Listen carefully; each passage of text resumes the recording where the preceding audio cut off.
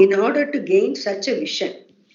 Arjuna presents a problem that everyone can identify with, one that is very common for anyone who has a mind. What Krishna had taught thus far seemed to have gone into Arjuna's head, but still he has a very valid doubt.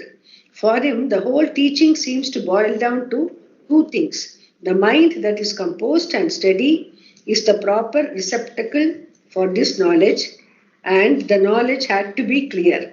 This clarity could perhaps be gained easily by proper enquiry and so on, if the mind were composed and steady. Therefore, Arjuna's question relates to the means for making the mind steady. He finds his mind very turbulent. He also says that it has its own roots. This proves that what is considered to be modern psychology can also be found in the Gita. The mind does not seem to follow any rational way of operating. One may reason very clearly about how silly the mind can be, but still it has its own roots and its own modes of thinking. Therefore, Arjuna is asking, in a sense, whether there is a means, upaya, for making this mind steady enough to gain the knowledge. So actually, it is for us, Swamiji. Yeah, see, the two things are there. In the sense, the whole subject of Dhyanam is meant for, actually, which we have discussed also, is that the process, the whole process of meditation itself is to bring back the mind to what we want to meditate upon. That is why we take a simple japa or repetitive. Om Namah Shivaya, Om Namah Shivaya, Om Namah, because Om Namah Shivaya, and another Om Namah Shivaya, and another Om Namah Shivaya, there is no train of thoughts. There is no chain of thoughts where you will jump, keep on jumping. So that you don't know where you started. So in order to avoid that, only we take japa. Japa is a single japa repeated, so that there is no train of thoughts, number one. Number two, the whole idea itself is, we know that mind itself, which we have always discussed, mind has to be like that. Mind, then only it can capture. Simultaneously, now you see me, next time you see Prashant, next time you see Kumar. This is possible only because it is chanchalam. If it is steady, if it is stuck on one particular object, you will not be able to transact. Puji Swamiji used to say that you can't even walk on the road. You will get hit because you see a car, you won't be able to see a cycle. If you see a cycle, you won't be able to see a lorry. So, manaha has to be like that. It has to keep moving. That is its nature. So, there is no point in complaining about one's own nature. So, the only problem is the identification. When the mind is chanchalam, you cannot say, I am chanchalam. The problem is, I am chanchalam. The problem is not mind is chanchalam. So once you know the mind is chanchalam and you are dealing with the mind and you have that space between you and the mind, then you can, at a given point in time when you are sitting in meditation, you can tell the mind, come on, for this period, don't move. You be with my object of meditation. You can say that. But once you say, I am chanchalam, you are in the hands of the mind. So that is where the problem is. That is what Bhagavan says. So the whole Shastra also says, mind, that is why there is a difference between the yoga of Samadhi yoga, Patanjali yoga and all that, is to control the mind, which is something like, the Shastra says, it is something like Kartika Veshti Katramadi. Can you do that? And another example is to bring Kai Muttila space of Kondu Ramadi. Both are not possible. It's all impossible thing. So you should not attempt something which is impossible. That is unintelligent living. So the whole idea of this chanchalam is, mind is chanchalam. That is why my mind is chanchalam is not the truth. Chanchalam hi manaha. That's what Bhagavan says.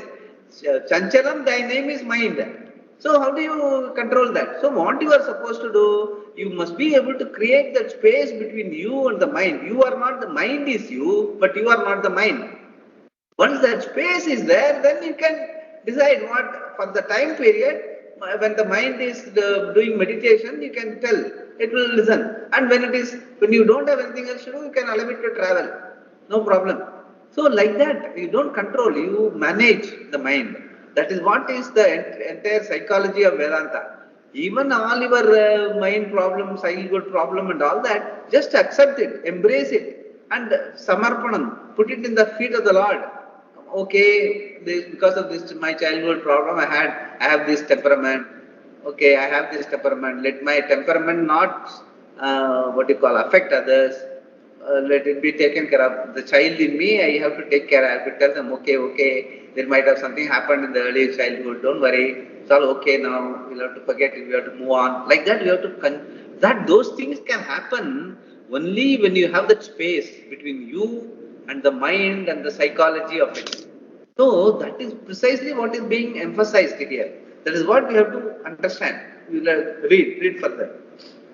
Swamiji, I have a question. Yeah. That means when we see something or hear something, yeah, the mind starts thinking about the past. Yeah. Experience and then applies that on that whatever we are seeing, whatever we are hearing. This is precisely what I was telling. Like what you see is just an outline, a thing you see, but you give it a name and you give a function for it, and that is coming from memory. It is not coming from the priti. But the sight is Bhagavan's vibhuti. You see the sight comes and sits the retina, and you see a form, and you give a name, function, and all those things from your memory. So that is the thing is that we operate our memory, the mind in a way in which by samskara, whatever you call it, all those things are interfering and making it a Buddhakaram in our mind. So that is what we should avoid. Every time we have to look at it afresh, and memory and all, use it only like what is appropriate to the given situation.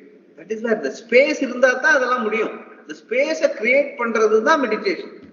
You create a space in you that whenever you are able to, whenever you are meditating, you must be able to bring it. It's a practice. Like keep doing it in such a way so that the space gets consolidated over a period of time. You have to get that space was not there originally. You and mind were totally identified. You and body was totally identified. So all body's problem, mind problem becomes your problem. Body and mind naturally is limited only. So it is going to be always buffeted with smallness. You become insignificantly small compared to the world. And so you are always living in fear. But once you understand body, mind, senses are all instruments in my hands, I am the being, then these are all instruments, it will have its own plus and minus, the become, so all these will have its own place, and accordingly you operate. You won't identify so much that when it is small, I am small. When my height is small, I am small. When my body is fat, I am fat. So all those things, the delinking is what is we are trying to do by doing the meditation. That is precisely what the whole subject matter is all about. That's what Bhagavan also is explaining.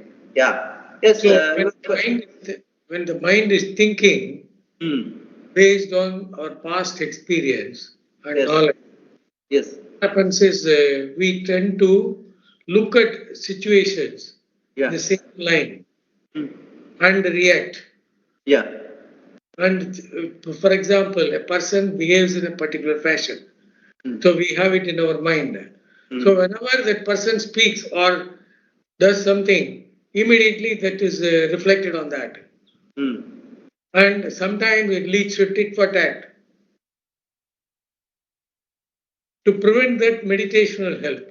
That's what you are saying. Meditation will help, and every time your person approaches, even though you know there is a judgment at the back of your mind about that person, but for the moment you approach the person, listen to him, have a fresh look at what he says, because in a given situation, what he says may be relevant. It may not have any connection with the past, his personality or his behavior in a different situation.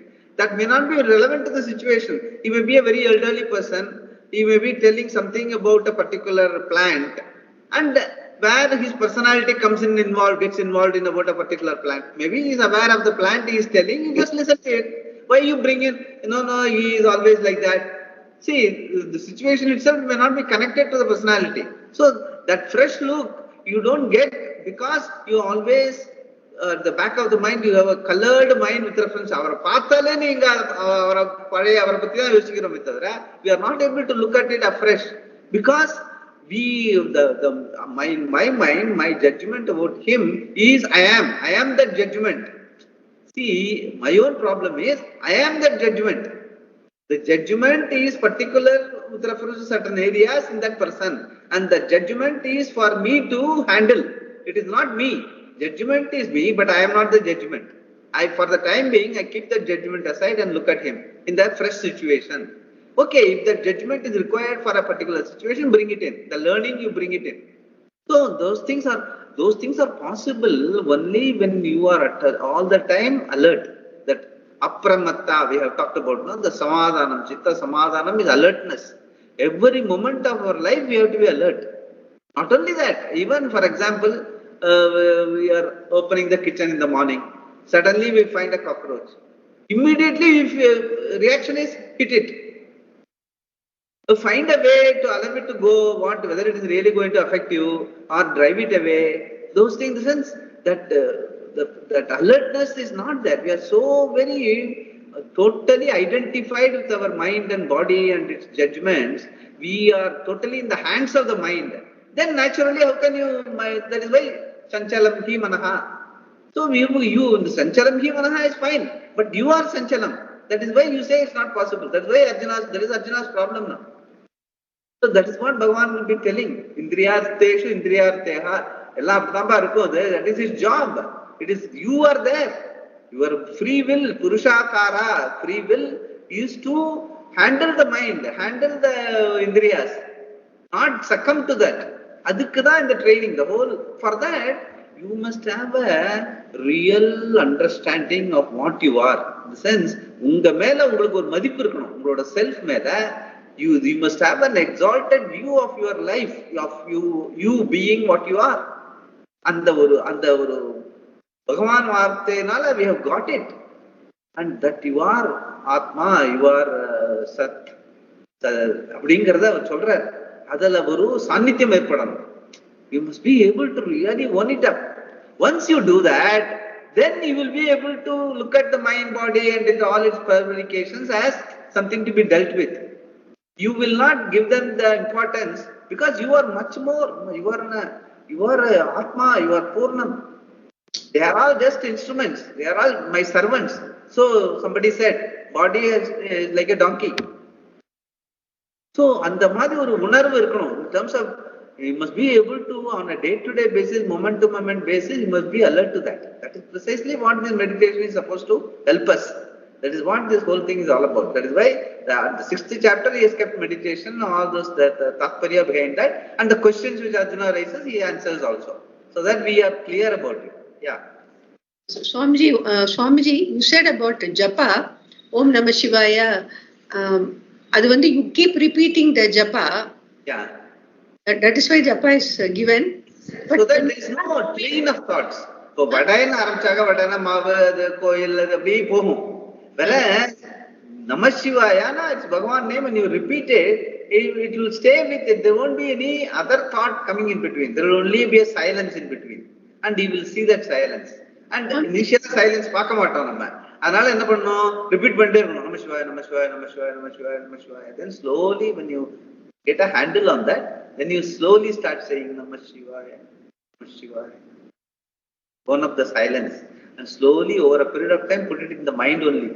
Just Namah Shivaya. Then the silence slowly, the space, the silence takes over even the japa. And you get used to that silence. And that silence is the presence. That is the being. That you become so very, you very feel, I must be like this. I want to be like this. Whenever I get time in my day, I would like to be with me. And that sannityam erpadam. Since whenever you get time, you must be able to be with yourself. Just sure. So, adila oru ruchi erpadam. Most important, actually, because that is reality. But Swamiji, let me tell you my experience. You can Om Namah Shivaya. First once, twice, thrice, the third time, you think of Om Namah Shivaya and a lingam. But when you think of Kabalishwara temple lingam, then suddenly you think of somebody whom you met there.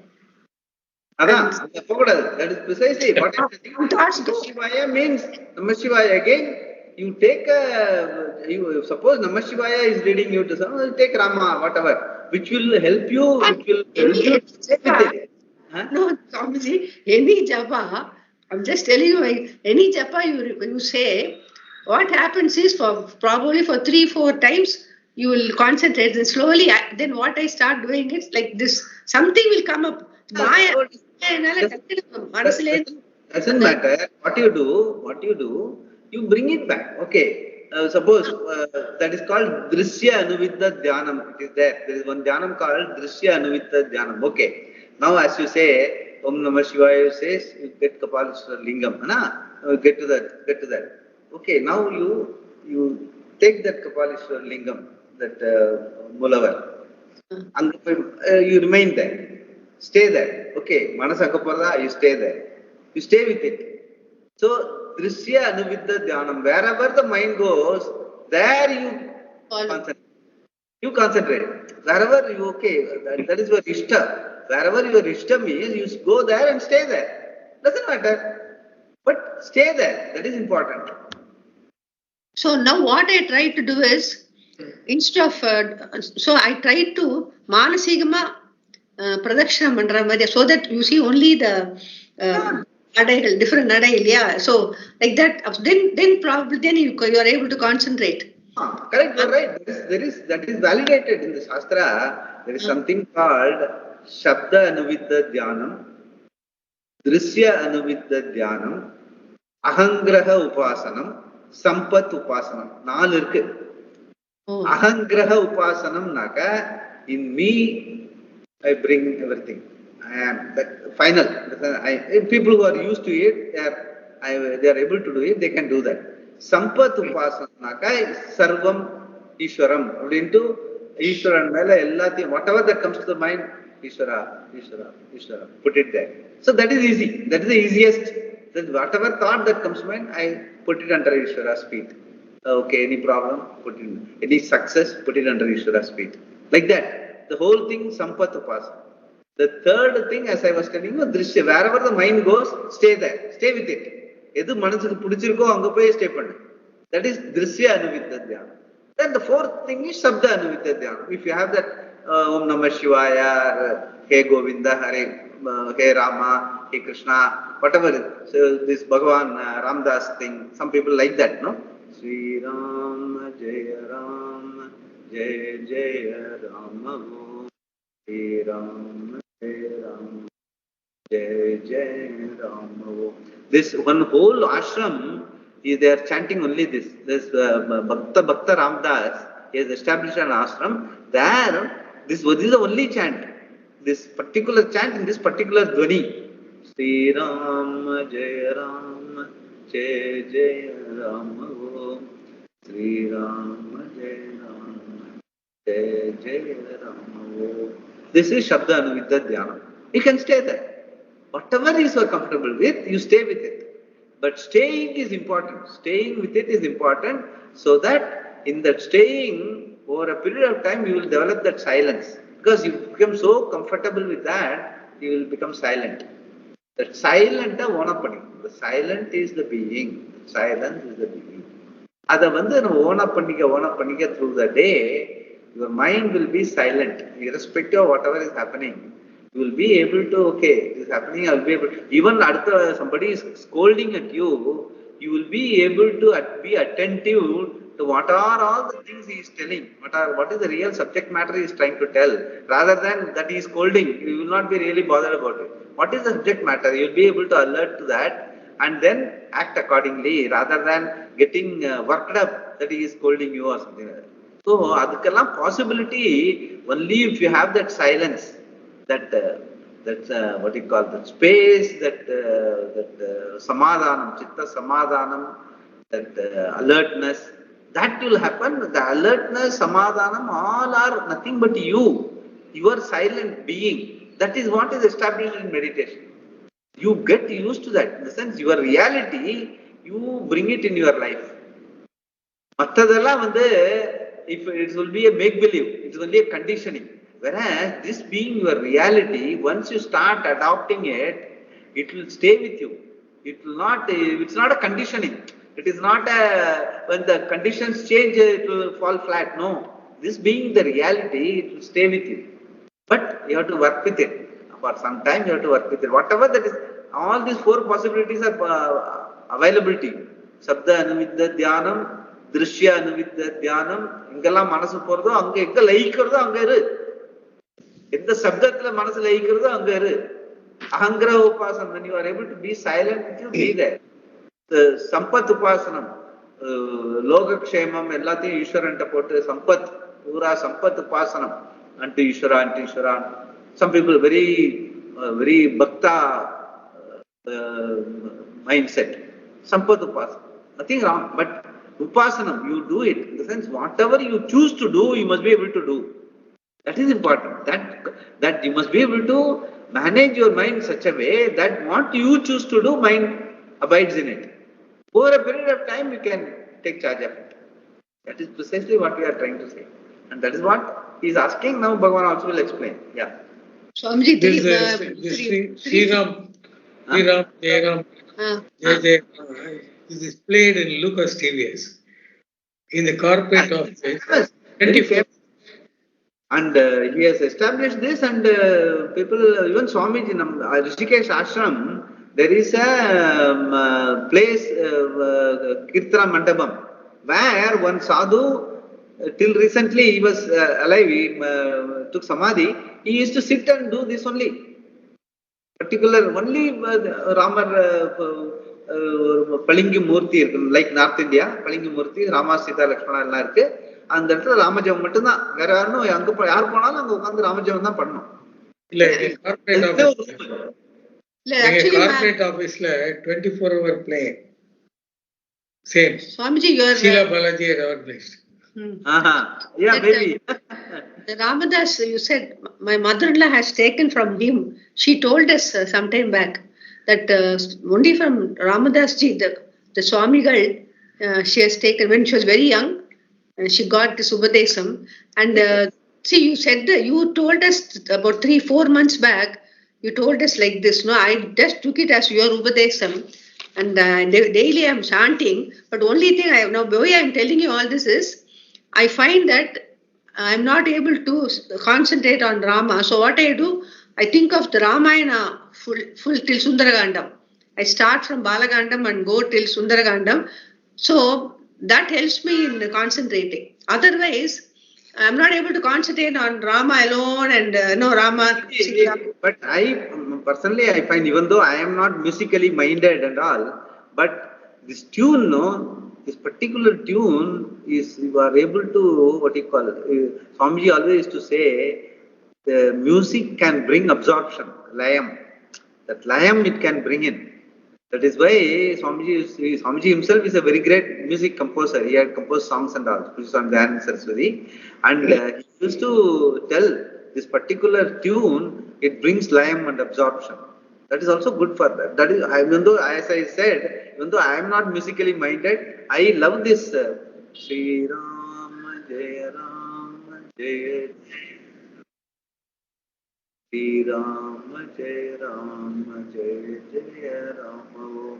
You can easily get absorbed in this. For hours together you can sit, no problems. So that is a big thing. In the sense, these are all very subtle, but very useful. And once we are able to get into any of these things and catch hold of that, and you harness your life based on that at morning and evening, regularly, when we start doing that, we can see that the alertness, the samadhanam, all those things come in. Every situation, whatever plus minus, you are able to deal with it with this layam, absorption in your mind. Very important. I tell you, we cannot take it lightly. We have to bring it in our life. Yeah. How does one gain? Huh? How does one gain? How does one gain the mind that can gain the vision? Introducing Arjuna's question, Shankara indicates that the yoga Krishna has been discussing thus far, that is, seeing the sameness in everything, has the status of being difficult to gain. Seeing that it is difficult to gain, yatoktasya samyak darshana lakshanasya yogasya dukkha sampadhyatam alakshya. Arjuna wants to know the ways and means of gaining a mind that will easily assimilate this knowledge. That which is common in everything, the truth of everything, is called Samyak Darshana or Atma Darshana, the vision of the sameness that is Brahman, that is Atma. Because this vision is gained through the mind, Arjuna wants to know how to gain that particular frame of mind through which the knowledge could be gained. Arjuna addresses Krishna as Madhusudana, meaning the destroyer of Madhu, the name of a demon Krishna had slain. Madhu also means honey and is another name for the ego ahamkara in Sanskrit. Everyone loves his or her own ego and wants to fatten it up, it seems. As a teacher, Krishna was capable of destroying the ahamkara, the false ego, with right knowledge, and which is why Arjuna addresses him as Madhusudana here. Arjuna wants Krishna to know that he does not think he could have this abiding vision of sameness. Occasionally, he might gain a little insight, but he knows that his mind does not remain steady for very long. Not only does Arjuna not see how this vision could remain steady, but he also knows the reason. It is because his mind is always in a state of agitation, chanchalatvat. Because his mind is always in this state, he does not see the possibility of an abiding vision. The mind seems to have its own logic, its own roots, and even though he might gain some knowledge, that knowledge seems to have its own quarters with no connection between the two. Naturally, then